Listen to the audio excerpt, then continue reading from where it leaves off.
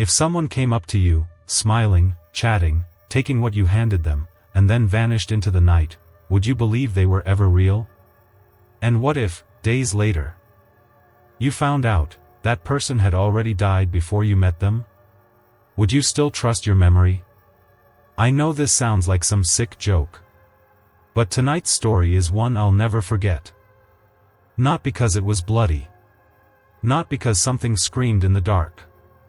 But because it happened far too quietly. So quietly, you might have missed it, if you weren't paying close enough attention. Let's begin with a man just like any other. An old man. Living in the remote countryside.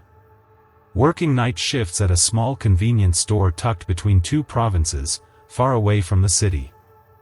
No neon lights. No crowded streets. Just a few truckers, the occasional sweep of headlights across cold, wet pavement. And one store, always glowing at 2 a.m. He was calm, kind, weathered by life. And like many older folks, he hated feeling like he was being left behind. So even after retiring, he took on night shifts, just to keep a steady rhythm. To stay sharp. But that seemingly quiet job would bring him closer to something no one could ever explain. One night, a man showed up. Looked tired. Forgot his wallet. The old man, kind as always. Paid for his items. No big deal. The next night, the same man came back. Same time. Same face. Same words. As if everything had happened before. Then came the third night. And something broke the pattern. That night, the old man would hear something that froze the blood in his veins. And soon, so will you. This all happened in a remote mountain area. Far from any town. I won't say exactly where, not because I want to keep it secret, but because, honestly, this kind of thing could happen anywhere. It doesn't belong to any one city or village. It happens in places where people pass through, but never stay. The store was a 24-hour convenience shop, sitting beside an old gas station along a mountain road. No street lights. No foot traffic. Just rows of pine trees, low-hanging mist, and a cold that sank into your bones after 10 p.m. It's the kind of place only long-haul drivers know about.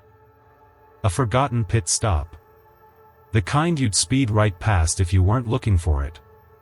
Now and then, a late-night bus would pull in for gas. But most nights, it was just wind and the dim flicker of old fluorescent bulbs. Inside the store, things were simple. Outdated. 3 small aisles of cup noodles, bottled drinks, and plastic-wrapped snacks. The register was slow. The fridge made more noise than the radio. And beside the counter sat a bamboo steamer with buns inside. Freshly filled every night. Even though almost no one bought them. The old man's name was Yuto. 68 years old. Recently retired after nearly 4 decades working in logistics. His wife had passed long ago. His only daughter had moved overseas. At this age, he didn't want to burden anyone.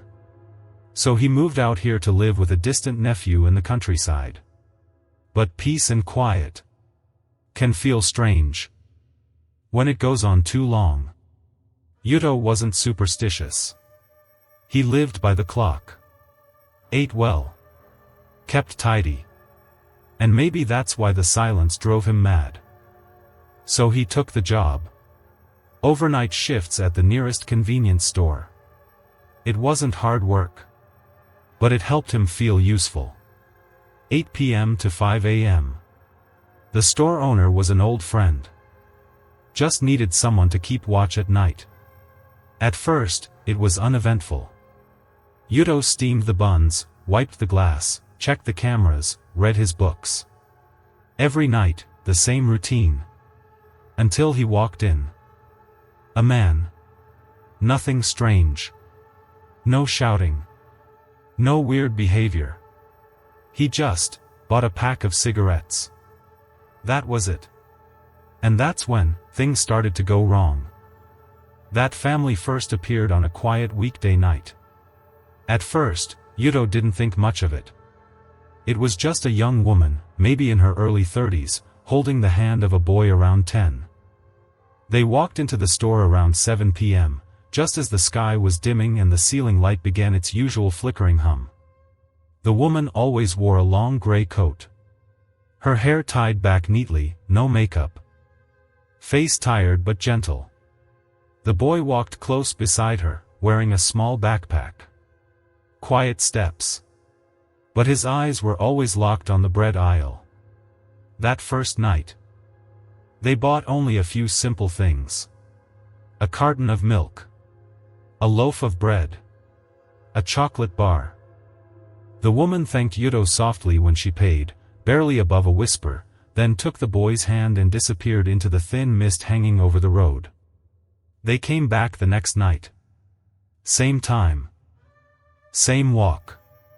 Same expression. And again the night after. And the night after that. Eventually, Yuto realized. They showed up every night, never a minute late. Always at 7 p.m. Always buying nearly the exact same items. Not in a hurry. Not confused. Like it was just a routine. Something deeply ingrained. After about a week, another figure entered the picture. A man. He didn't arrive with the mother and son, but came alone, always around 1 a.m. Tall. Thin. Shoulders slightly hunched. A face with barely any expression. He never looked around the shop. Just walked in quietly and bought the same thing every time, a pack of cigarettes, sometimes with a canned coffee. His speech was minimal. Low, flat voice. But his eyes were different, sunken, hollow. Like someone who hadn't slept in weeks. Yuto remembered one particular night. After paying, the man didn't leave right away. He just stood there. Staring out through the glass doors, like he was waiting for someone. Then he turned slowly, gave Yuto a small nod, and walked out toward his car. From then on, they became a regular part of Yuto's night shift. A family with a perfect rhythm. Each evening, the mother and son would arrive first. Same routine. Same kindness. Always a quiet nod of thanks. Then after midnight, the father would show up. No change. Never late. And on Sundays, only on Sundays, they all came together. The only time they were ever seen as a full family. They'd walk in like it was tradition. Buy a bit more than usual, sweet buns, fruit drinks, a few ready-made meals. They'd smile. They'd talk softly to each other. Like they were the perfect little family. In a place no one else paid attention to. Yuto never asked for their names. Never found out where they lived. But he remembered their faces clearly. Because on long, lonely nights where silence stretched endlessly, something as simple and human as a routine brought comfort. What he didn't know was that those routines were exactly what would chill him to the bone, just a few nights later. The shift. It began on a rainy Friday night. A cold drizzle had been falling since late afternoon. Thick clouds wrapped around the mountain, dimming the store's glow until it felt less like a shop, and more like a hospital ward lost in the woods. Few customers came. Understandable. No one likes driving up the mountain in the rain. Yuto sat behind the counter, arms crossed, eyes flicking lazily over the security camera screens, his usual habit when there was nothing else to do. The steamed buns in the pot had already dried out. The fridge hummed in its usual, rhythmic groan. At exactly 12:50 a.m., the automatic door slid open. The chime echoed across the eerily quiet store. Yuto looked up. It was him. The man, the father from that familiar family. But something was wrong tonight. His steps were slower than usual. He didn't walk straight to the counter. Instead, he stood near the entrance for a while, unmoving. The signboard outside cast a pale blue glow onto his damp coat, making him look more like a fading shadow than a person. When he finally stepped forward, Yuto saw it clearly. His shirt was wrinkled. The hem soaked. His eyes were darker, deeper, like he hadn't rested in days. His hands trembled slightly, either from cold or fever. But what unsettled Yuto most was his gaze. It wasn't focused on anything. It looked through people. Still, Yuto offered a polite smile and nodded. "Rain's getting heavier." "Huh. You doing okay?" The man gave a faint nod. His voice came out low and breathy. "Yeah. Just tired. Too many night shifts." He pointed behind the counter, same brand of cigarettes. Yuto grabbed a pack, rang it up, and was just about to hand it over when the man paused. He patted his pocket, face twisting in a dry, crooked smile. "Ah. I left my wallet at home. Mind if I pay you back tomorrow?" Yuto hesitated. Just a second. But nodded. This man and his family had always seemed respectful. Decent. There was no reason to doubt him. He handed the pack over. The man thanked him, turned slowly, and walked out. Yuto watched. Started to say something. But the man had already vanished into the rain. No car engine. No brake lights. No footsteps fading away. Just the soft chime of the door, and silence. Yuto sat back behind the counter. Something had changed. The air felt heavier. Colder. And unfamiliar in a way he couldn't quite explain. Night 2. The rain fell again the next night. Not heavy. Not loud. Just that same quiet drizzle tapping gently on the metal roof and damp asphalt. So similar to the night before. So still and repetitive. It made Yuto feel like time wasn't moving forward at all. Just looping back on itself. The shift dragged on as usual. 8 p.m., 9 p.m. 10 p.m. But the mother and son didn't come. That alone struck Yuto as odd. They'd never missed a night. But maybe the rain kept them home. Maybe something came up. At just before 1 a.m., like clockwork, the automatic doors slid open. Yuto looked up from his logbook. It was him again. The same man. Tall. Thin. Shirt still wrinkled. Hair still wet with rain. And those eyes, still hollow. But what made Yuto's skin prickle wasn't just the man's presence. It was how it all happened. Exactly the same as the night before. He entered, not fast, not slow. Stopped at the very same spot. Gave the same slight nod. And said the same exact thing. Just tired. Too many night shifts. Then pointed to the cigarette shelf again. Same brand. Same motion. Yuto pulled it down and placed it on the counter. And then, the man patted his pocket with that awkward little smile. "Ah. I forgot my wallet again. Mind if I pay you back tomorrow?" Every word. Every gesture. Every pause, was identical. So exact it felt wrong. Yuto didn't respond immediately. His throat was dry. Some vague instinct stirred inside him. Was it suspicion? Fear? Or just a sense that this wasn't normal? But politeness, habit, maybe pity, took over. He nodded. Reached for his wallet. Paid again. But this time, as he handed the pack over, Yuto didn't let go right away. He looked straight at the man and asked, softly. "I didn't see your wife or son tonight. Are they, all right?" The man stood still for a few seconds. He didn't look at Yuto.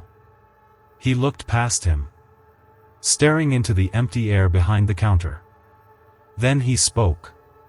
A hoarse whisper, like wind rustling dead leaves. "They're fine. I'm heading home to them now." He bowed slightly, turned, and walked out. But this time, Yuto didn't stay put. The moment the door slid shut, he hurried outside, scanning the small parking lot. Empty. No car. No footsteps. No engine revving. No taillights. Just mist. And the smell of wet earth. And in that moment, Yuto asked himself, quietly, who was I just talking to? Because what lingered in the air didn't feel like the presence of someone living. Night 3. There was no rain that night. But something heavier than rain still hung in the air. Yuto felt it the moment he stepped into the store. Not weather. Not exhaustion. But something else. Like a cold hand gently resting on his shoulder. Unseen. But undeniable. The night was unusually quiet. Not a single car passed the gas station. Not a soul in sight. Even the radio only sputtered static now and then, no music, no words. At exactly 7 p.m., the door slid open. Yuto looked up. And for the first time in 3 nights, it wasn't the man. It was the boy. The same boy who always came in with his mother. Only this time, he was alone. He stood in the doorway. Still. Not stepping in. Just standing there, both hands clutching his backpack straps, staring directly at Yuto. Yuto blinked. Confused. He took a step forward and asked. "Where's your mom? Why are you here alone?" The boy didn't answer. He just kept looking, past Yuto, toward the dim lights behind the counter.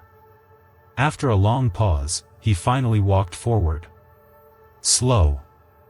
Like pushing through heavy fog. When he reached the counter, he placed something on it.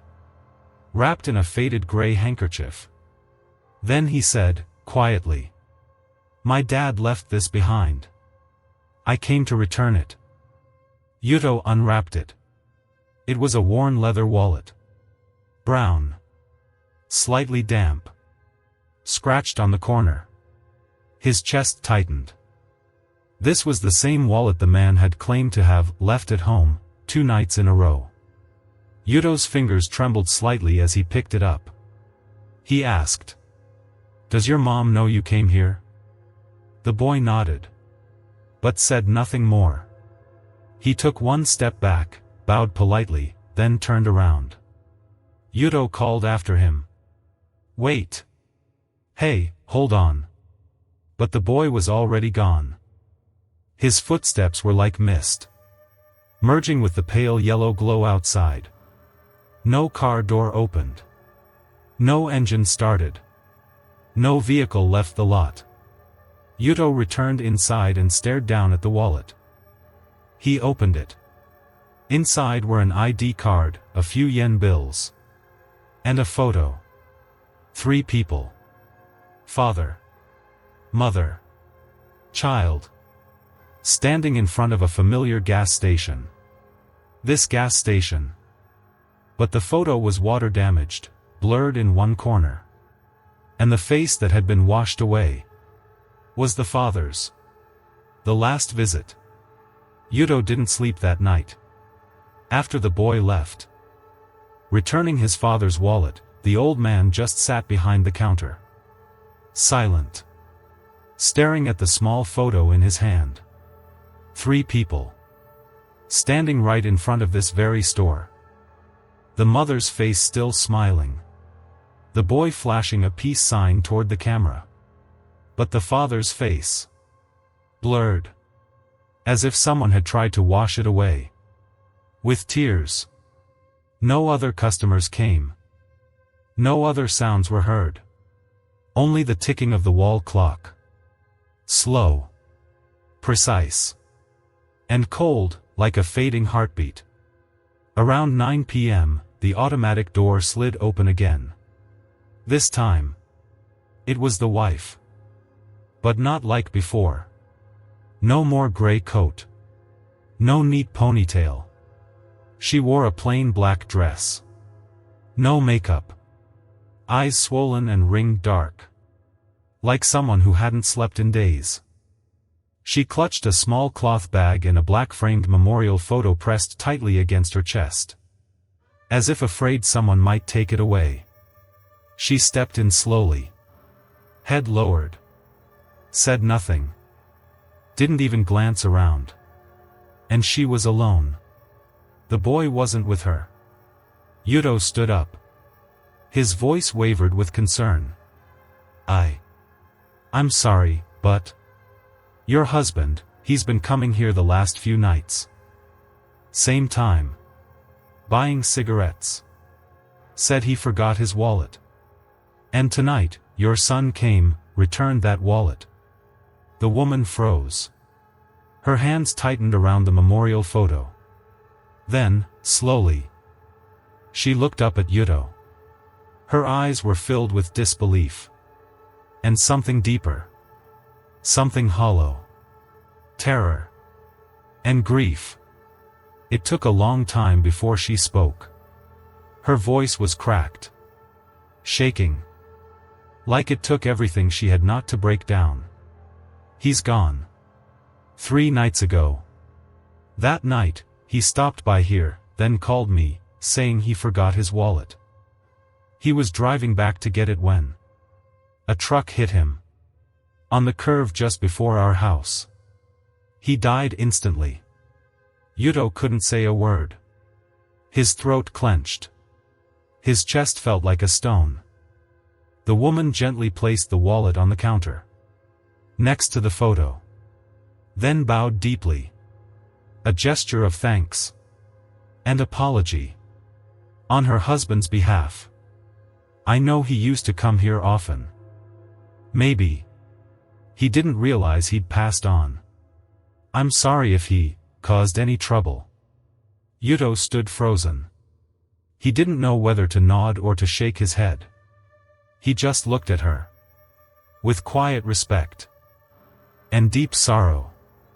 No, he said softly. No trouble at all. If that was his last stop. I'm honored it happened here. The woman gave a faint nod. Turned. And walked out with the photo in her arms. The door slid shut behind her. And once again, Yuto was alone. Beneath the dim, flickering fluorescent light. With a cold chill running down his spine. The store fell silent once more.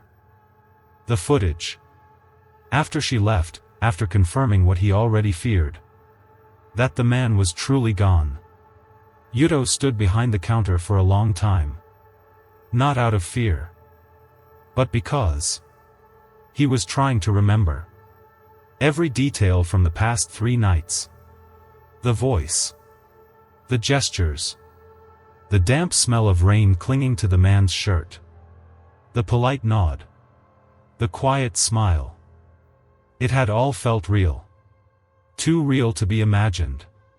Too vivid to be a dream. But if the man had died, who had Yuto been speaking to? He turned, walked over to the security system. The store only had 3 cameras. One above the entrance. One above the counter. And one near the steamed bun display. He pulled up the recordings from the last 3 nights. Focused on the window from 12:50 a.m. to 1:10 a.m. The time frame when the man had appeared. The footage played. Clear. Sharp. Nothing out of place. Until the timestamp hit 1:02 a.m. The moment Yuto remembered the man first arriving. The image glitched. The screen flickered. Static. White noise. Only for a few minutes. Not the whole file. Not all the footage. Just that stretch of time. As if something didn't want to be recorded. Yuto leaned closer. Through the static, he could still see himself behind the counter, reaching for the cigarettes. His mouth moving, talking to someone. But on the other side of the counter, where the man should have been, there was nothing. Just a blur. A fog of static. No body. No outline. Nothing. He switched to the front door camera. 1:01 a.m. The door slid open. No one walked in. 1:06 a.m. The door opened again. No one walked out. No shadow. No footsteps. No engine starting outside. Only the door. Opening. Then closing. As if welcoming something unseen. Yuto's back went cold. His shirt stuck to him with sweat. His eyes locked on the screen. Heart pounding with the weight of a truth he couldn't escape. He had spoken to him. Accepted his nod. Handed over the cigarettes. And now, there was no way to prove that the man had ever existed at all. The final night. The last night began like a faded copy of those before it. Same store.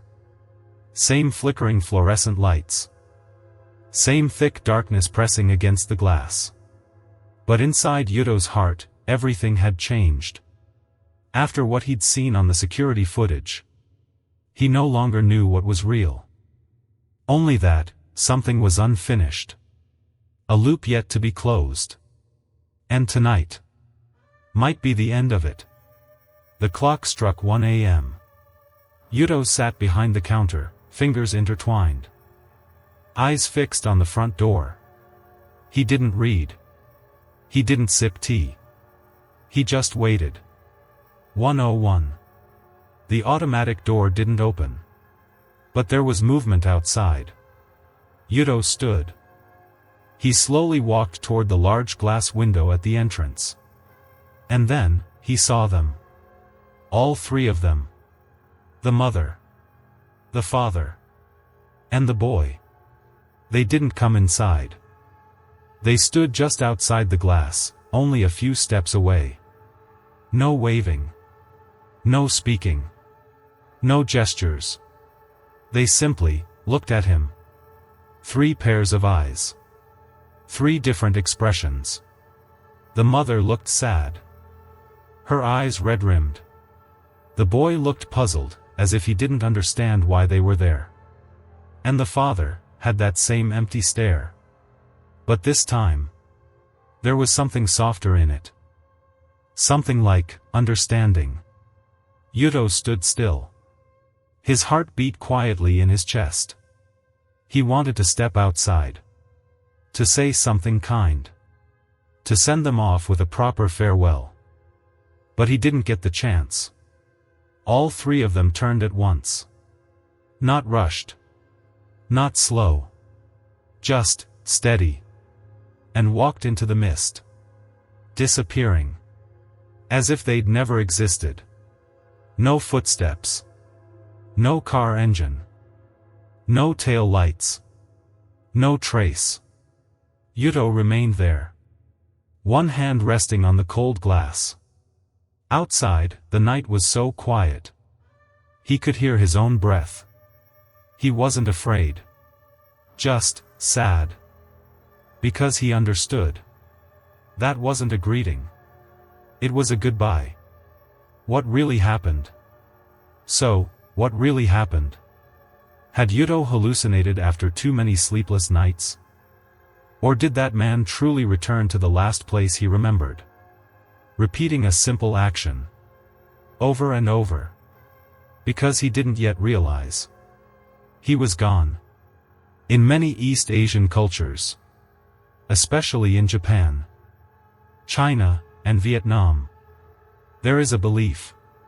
When someone dies suddenly, in the middle of a routine, with something left unfinished, their spirit may become trapped in a loop.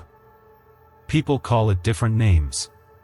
In Japan, it's a kind of yurei, a wandering ghost unable to move on.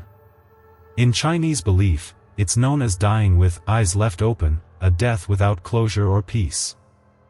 In Vietnamese culture, we call it on han, a restless soul that lingers near the places they once lived, worked, or loved. In this man's case, he died right after leaving the store. On his way back, just to get his wallet. Such a small act. But it became the final act of his life. Incomplete. Unfinished. And so, his consciousness repeated that moment. Like a tape stuck on loop. Walk into the store. Ask for cigarettes. Say, I forgot my wallet. Repeat.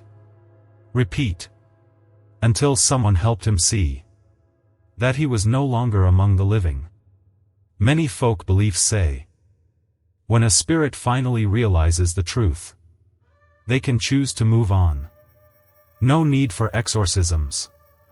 No rituals. No priests. Just a spark of memory. A sliver of love. A moment of kindness from the living. Perhaps when Yuto handed him the cigarettes. When he asked about the man's family. When the wife returned and gently spoke the truth. That was when the soul finally understood that he no longer belonged to this world. And on that last night, when all three appeared together, didn't walk in, didn't repeat anything, just looked at him one final time. That was the moment. The loop broke. Not with magic, but with compassion, patience, and just a little bit of humanity. Since that night, the family never came back. No more borrowed cigarettes. No more tired-eyed mother stepping quietly through the door. No more little boy returning his father's wallet. Only Yuto remained. And that old wallet, sitting behind the counter. He couldn't throw it away. But there was no one left to return it to. Inside, the faded photo remained. 3 faces. Now belonging to another world. Years later, people still asked Yuto about the long night shifts at that lonely roadside stop. He would smile faintly, shake his head, and say, I've met many strangers in my life. But some of them only came to say goodbye. A small goodbye. You know, while we're alive, we chase after big things. Careers, money, responsibility. But sometimes, it's the smallest act. Turning back for a forgotten wallet. Stopping for a pack of cigarettes. That becomes the final step in someone's journey. And if that last step is left unfinished, then maybe their soul keeps walking that same path. Over. And over. Never stopping. So if, one day, you meet someone, they speak kindly, they smile softly, they accept something from your hand, but when you turn away, they're already gone. Without a sound. Ask yourself, were they ever truly there? Or was it a goodbye left unsaid? And you? What do you think really happened to that man? Did he return because of habit? Or because his love for his family hadn't yet let go? Tell me your thoughts in the comments below. I read every one. And I'd truly love to hear your stories. Thank you for staying with me all the way to the end. Until next time. In another story. On another night. When the world outside is finally quiet again.